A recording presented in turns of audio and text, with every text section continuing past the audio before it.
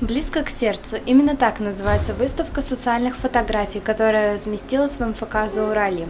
Организаторы постарались собрать здесь работы, которые не просто запечатлели те или иные моменты, а отображают жизненные радости и невзгоды. Так есть снимки природы, детей, ветеранов и спортивных мероприятий. Здесь представлены труды разных фотографов, кто-то любитель, кто-то профессионал, но им всем удалось четко показать эмоции и красоту, как природы, так и людей. Фотографии для проекта «Близко к сердцу» отбирало большое количество людей из состава жюри. В течение года они просмотрели более 1000 работ и выбрали самые лучшие.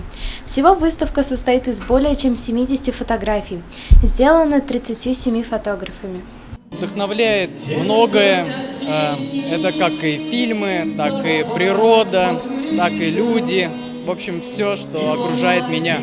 Выставка социальных фотографий впервые была организована в 2012 году, а с 2014 она путешествует по городам России. Ежегодно фотографии меняются, каждый раз затрагивая новые темы нашей жизни. Но неизменной остается сама суть. Проект всегда благотворительный, и в рамках него проходят различные акции.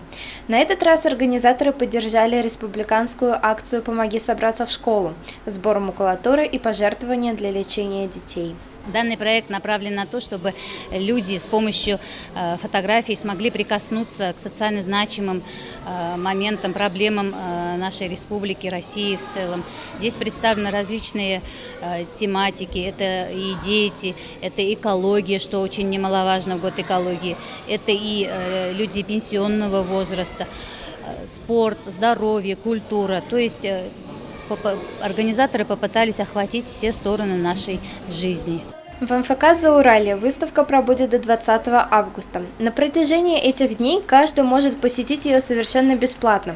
После этого она переместится в торговый комплекс «Аструм», а затем продолжит свой путь по другим городам Башкортостана. Александра Половнева, Алик Кадыров, Гульгина Раскильдина, телекомпания СТВ.